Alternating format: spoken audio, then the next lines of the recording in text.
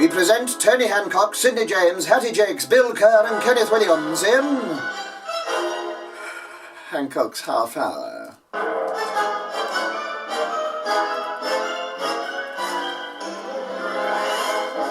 I am sorry, Miss Pugh. I have just about had enough.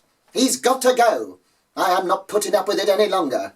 You've been saying that for the last 2 years. I know, but this time it's gone too far. I've had the police round this morning. What's he done now? For the last 6 months, he's been going round the Labour Exchange to collect dole money twice a week. Well, on Thursdays he's been giving my name. It's not good enough.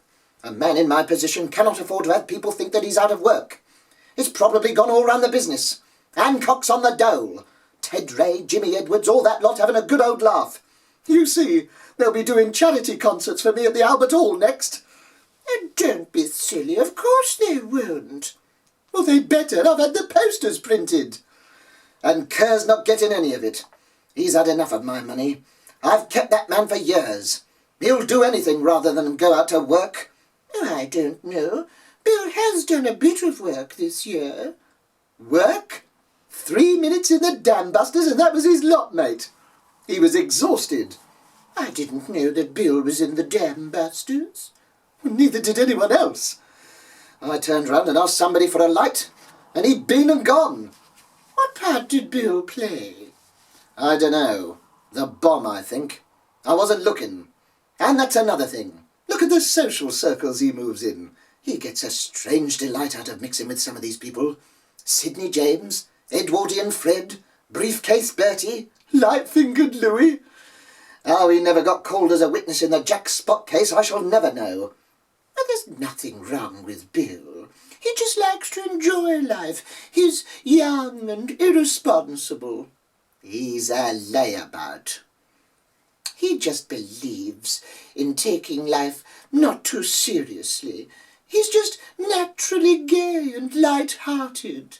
He likes to get as much as he can out of things. Especially me.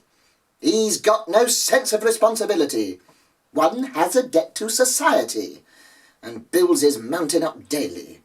Well, what do you propose to do about it? Either he gets a job, or out he goes. I shall tell him straight. As soon as we've finished tea, I shall go straight upstairs and get him out of bed. I'm wild again, beguiled again, a simpering, whimpering child again. Hello, something's happened. He's up.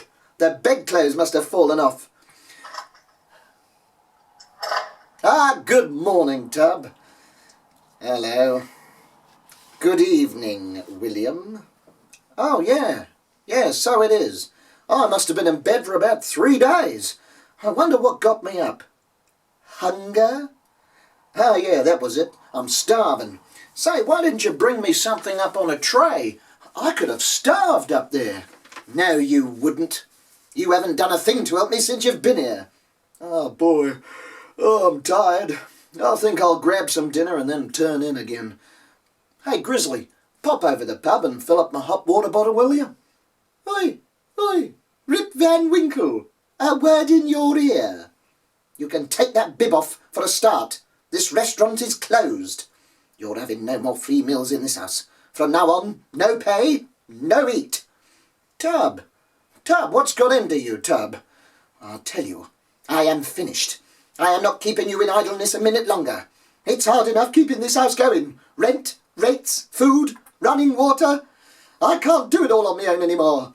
You're going to go out and get a job and smarten yourself up a bit. Not a very dainty dish to set before the Labour Exchange, are you? Yeah, well, I'm more trouble than I'm worth. I think I'll just go back to bed and keep out of everybody's way. Sit down. Your boots are not going to touch those pillows again until you get a job. You will present yourself at the Labour Exchange first thing in the morning, in a clean collar and fresh boots. Well, I can see I'm going to have a tough day tomorrow. I better go back to bed and get some rest. Make the most of it. It will be your last chance to lie in bed, and don't you dare come back tomorrow night without a new job. William? Yeah? Put that crust back.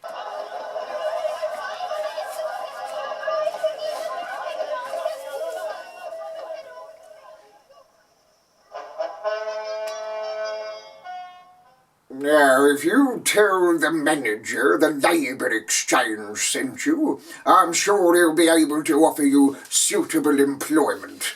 Right, thank you. Next. Morning, Charlie. Oh, hello, Bill. Here, you're a bit early this morning, aren't you? Just in time for a cup of tea. I'll put the kettle on. Oh, by the way, we've got a little surprise for you. I'll just get the others. I say, chaps, Bill's arrived. All together now. Happy birthday to you. Happy birthday to you. Happy birthday, dear William. Happy birthday to you. Oh, say, what's all this in aid of? Well, you've been with us 7 years today. Congratulations. Oh, how nice. Thank you, fellas. Well, come on, speech, Bill, speech. Well, I'd just like to say thank you very much. And as your oldest customer, I'd like to take this opportunity of paying tribute to the wonderful treatment and kindness that has always been afforded to me at this Labour Exchange. Well, no, I mean, really, I couldn't. No, I mean it, fellas. I've patronised Labour Exchanges all over the world, but nowhere else have I known such service and hospitality. I would never have been able to stay out of work so long if it hadn't have been for your help. And Charlie there, dear, kind-hearted Charlie, always sends me a postcard when you've run out of jobs, and it's safe for me to come round. And Cyril, lovable old Cyril, always a kind word and a bowl of soup waiting for me on a cold day. And Percy, dear friend Percy, always a couple of bob over the odds on the dole money whenever he could afford it. A man doesn't easily forget kindness like that. And believe me, fellas, I'm going to miss you all.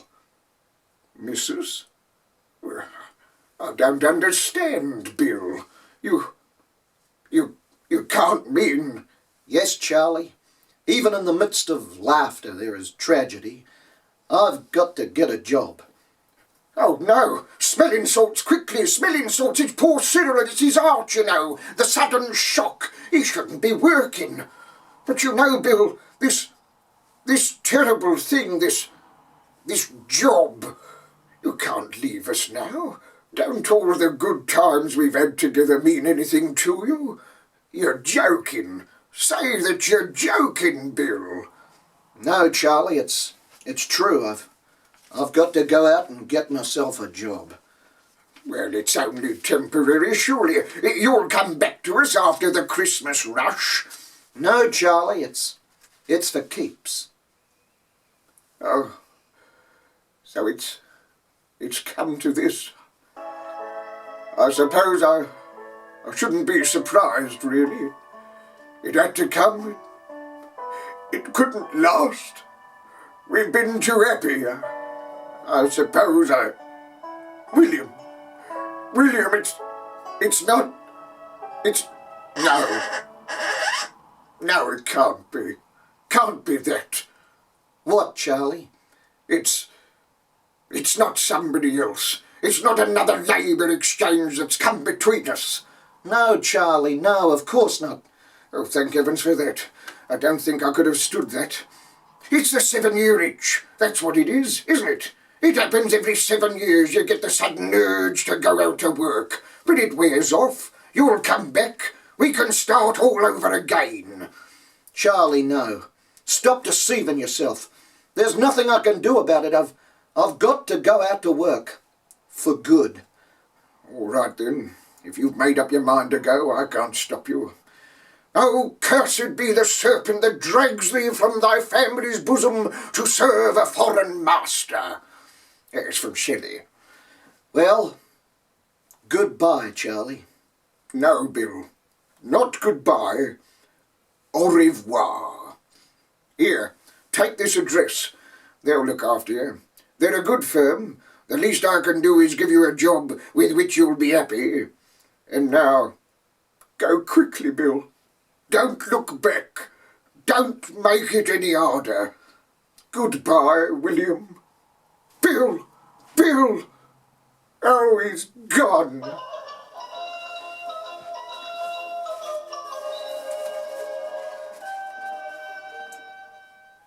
Ah, Miss Pugh, is the dinner ready? It's nearly 1 o'clock. Ah, yes, today is an historic occasion.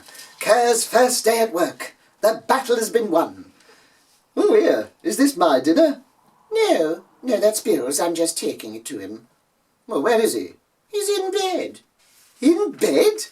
Yes, he doesn't start till 3 o'clock. Well, what time does he finish? 5:30. 5? Well, what sort of job is that? He's washing up glasses up at the King's Head. I am not having it. He is not lying in bed all day. That's just the thing I've been trying to stop. I am not encouraging his laziness. He's going straight back to that Labour Exchange and getting another job. One that starts at a respectable hour in the morning.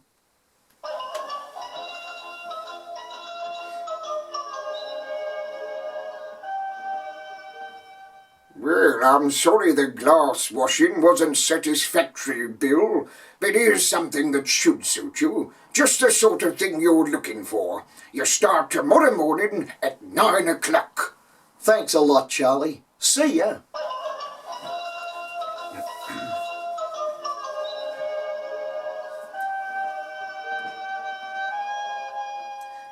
Dinner's ready, Mr. Hancock. Ah, good.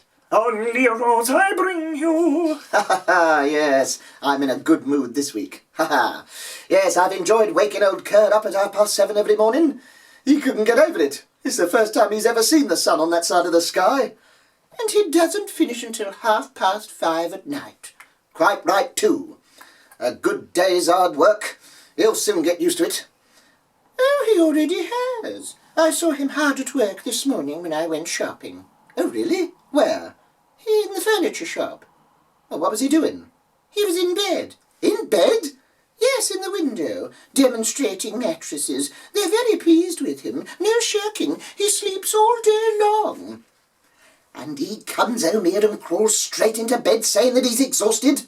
And there's me feeling sorry for him, taking his tea up to him. You wait till he comes in. I'll give him his tea all right down his throat, tray and all. Well, at least he's bringing the money in. He is going to turn his pyjamas into the manager first thing in the morning and find another job. Are you going to send him to the Labour Exchange again? No. He's too well in with them. The next job they'll get him is in the research department of a sleeping pill factory. No. I'm going to take him out and find him his next job. We'll make sure this time, mate.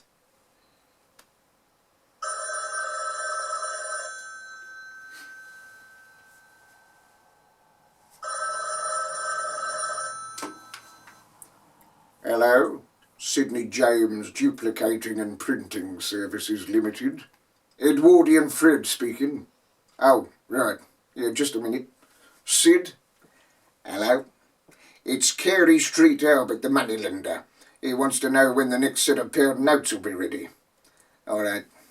Give us the phone. Hello, Albert. How many do you want this time? 100,000 quid by Tuesday? Do me a favour. We can't make 'em that quick. It's all handmade stuff here, you know. None of this shoddy mass production knock. Anyway, you had 50,000 last Wednesday. What's the matter with you? You know what Mr. Butler said. We've got to cut down on the spending. All right, wait a minute.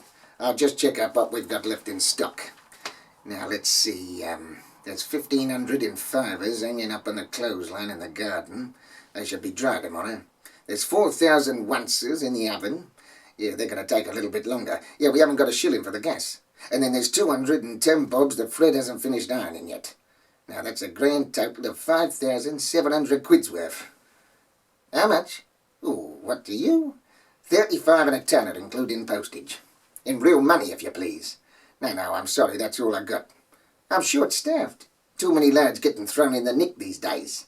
And you can't get the youngsters to go into the business. It's too dangerous.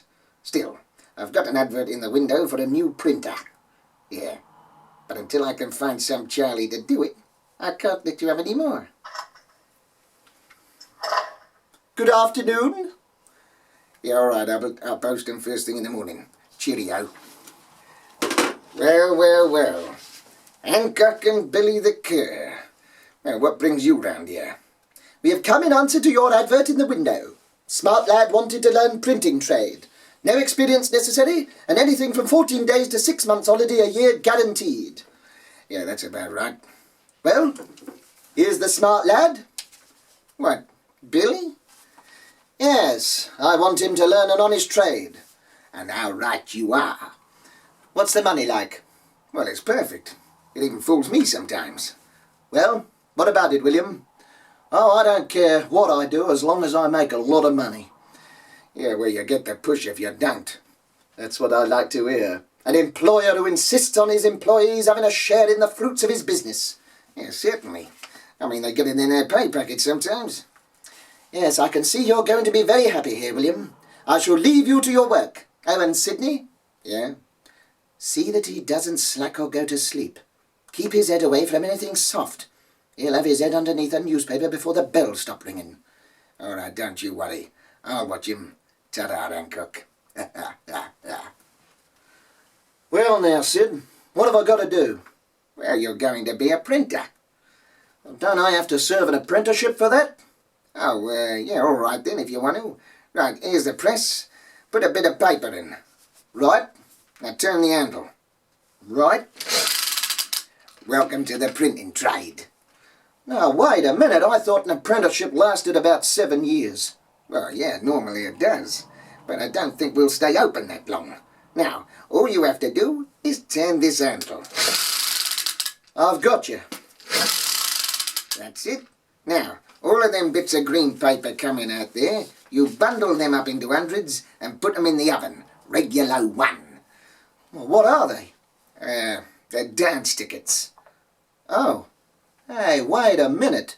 These dance tickets look like pound notes. Never you mind. You've only just started. I mean, you're bound to make a few mistakes. I know what you're up to. You're a forger. You're making counterfeit notes. No, Billy, you've got it all wrong. Then what are you doing? Well, look, if I was to tell you that they were fourpenny bus tickets for conductors with big ticket racks, you wouldn't believe me, would you? No. Then I'll have to think of something else. Hang on. Now, you see, what's really happening is we're printing them for another firm. Who? The Bank of England. Don't give me that. They print their own. Well, yeah, but they've had a sudden rush. I mean, Wilfred Pickles cashed a cheque last week, so they've had to farm out the work. We've all been called in on it. Old Harry down the road, the bloke who owns the beer bottle top factory, he's doing tanners and bobs. And Rooftop Ronnie, the bloke who whips the lead from the churches, he's doing all the pennies. Yeah, we're just trying to do our little bit to help out the old country. Well, I don't know. It seems a little bit... Now, Billy, you know me. I wouldn't do anything that was dishonest now, would I? Well, no, Sid, but... Well, then, just you do your job and stop poking your nose in. Now then, I've got some homework for you to do tonight. Homework? Yeah, 500 onces to be printed, dried and ready for circulation by tomorrow morning. Now take a portable printing press home and do 'em tonight. Right. Oh, and you better give me your insurance cards before you go. I have to put the stamps on for you, don't I? Oh, yeah. Of course. And stop worrying. Everything done here is strictly legal. Yeah, sure. Now, what price stamps do you have on your insurance card? 5 and 4pence. Right. Fred? Hello? Roll off another batch of 5 and 4penny L stamps. There we go. It's 1955 now, so... yeah, you're all stamped up to February 1964. Good day.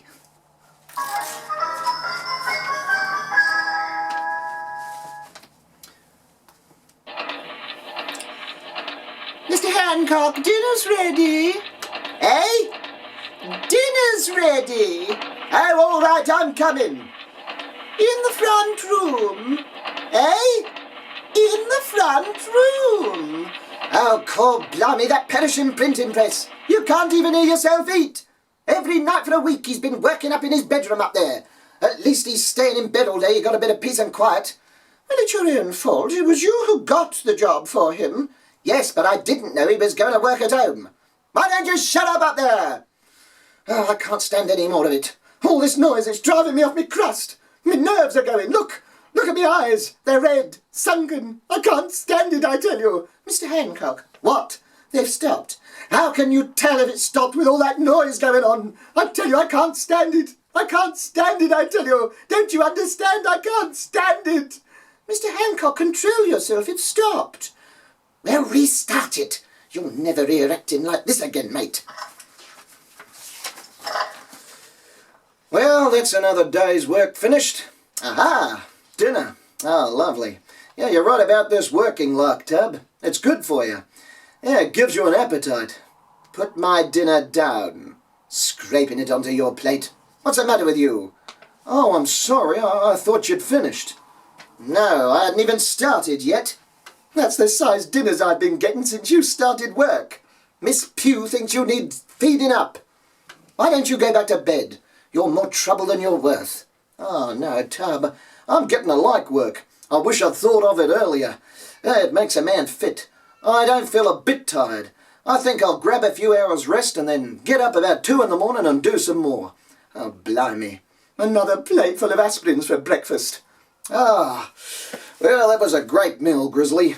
A bit more pie, Bill. Ah, thanks, Grizzly. You've had enough, Mr. Hancock. Hey, Tub, you finished already? Of course I have. I don't know why you bothered to put it on a plate. Why didn't you just put it on the fork? Well, seeing as you're finished, could you nip upstairs and get my fags? I've left them on the printing press. Oh, I'm a perishing lucky now, am I? Oh, give us twopence and I'll dance for you. Oh, I can't even be master in my own house now. I don't know what it's coming to. Thinks he owns the place just because he's earning a few bob. Me? Well, I've had it, mate. I have. I don't get no grub. Bit more pie, Bill? You've had enough, Mr. Hancock. Well, she'll have to watch it as well. I've a good mind to go back to my mum's. I might as well. I'm just a lodger here. Right, now where's these perishing fags? Ah, here they are. Hello? Oh, you can see he's working, can't you? 3 and 7 penny ones? There used to be 10, 1 and 4pence halfpennies. And roll up the dog ends. He's getting above himself. Hello? Here, money. A big bundle of pound notes. New ones, too. Yeah, that's not bad for a week's wages. Oh, there's money in this printing game than I thought. I'll have this lot. Back rent. Yes, he owes me hundreds. All I've done for him in the past. Yes, I'll spend this lot before he finds out I've got 'em. Yeah, that'll teach him to leave money lying around. Yes. Yes, I'll nip down the tailor's first thing in the morning and I'll get myself a few new shirts and suits.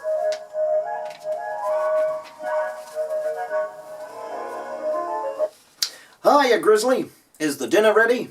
Yes, Bill. Sit down. I'll dish it out. Hey, only 2 places are set. Where's Tub? He's in prison. He's in prison? I'd better get down there. Well, I wouldn't if I were you. The safest thing you can do is emigrate. Why? What's it got to do with me? I don't know, but when they dragged him out of the house, I blushed at some of the things he was calling you. Well, I don't understand. I mean, what's he done? He bought 3 new suits and a television set with dud pound notes. Dud notes? But where did he get them from? Oh, dud notes. Oh, no. Quick, Grizzly. My hat and my coat.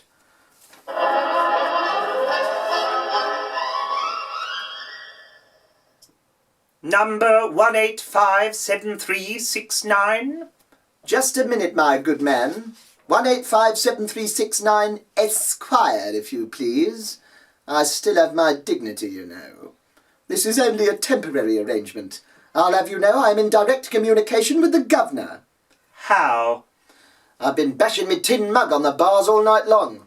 I'm expecting to hear of my reprieve on the hot water pipes any minute now. Well, anyway, there's a visitor to see you. You've got 2 minutes. Hiya, Tub.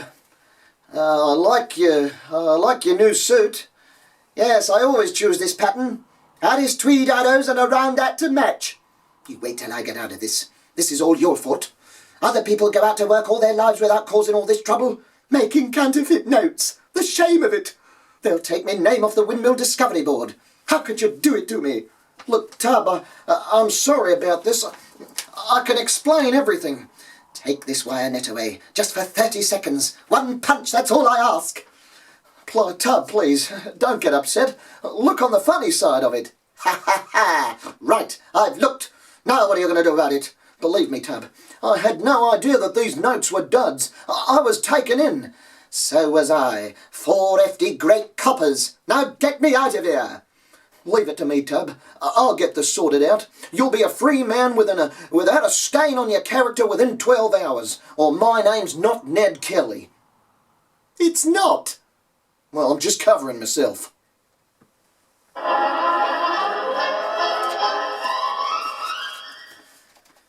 Oh, you've got to do something, Sid. You've got to get Tub out of prison, or I'll tell the police that it was you who was behind this forgery racket. What forgery racket? Well, all these printing presses. I don't know what you're talking about. I'm printing margarine labels. Since when?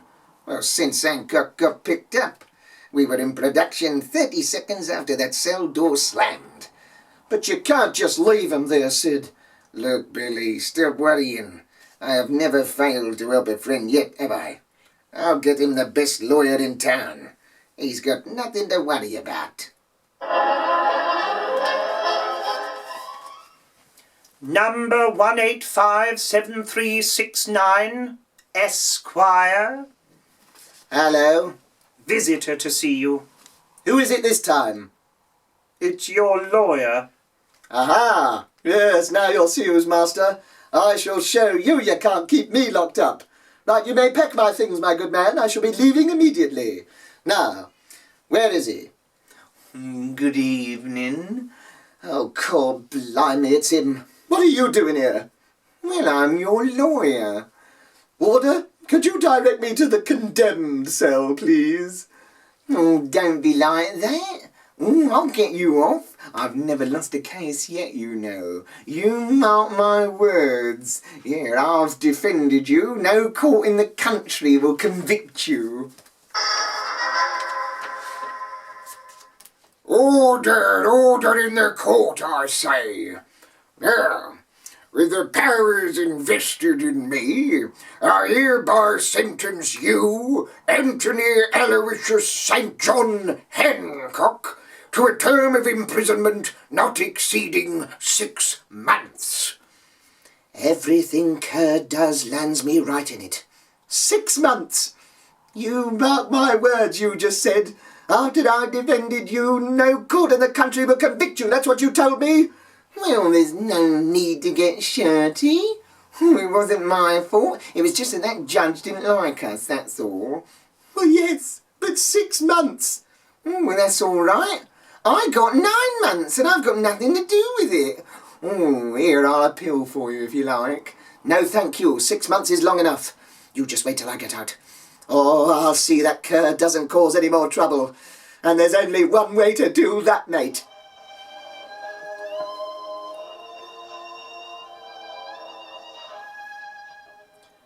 Wow, 6 months.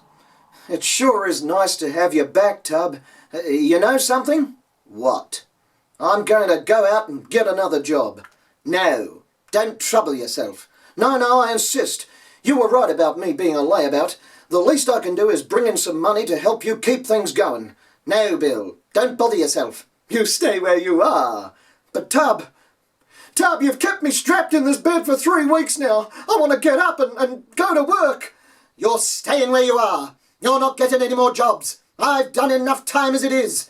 I'll send you food up, don't you worry. You're not setting foot outside this house. Now why don't you just shut up and go to sleep?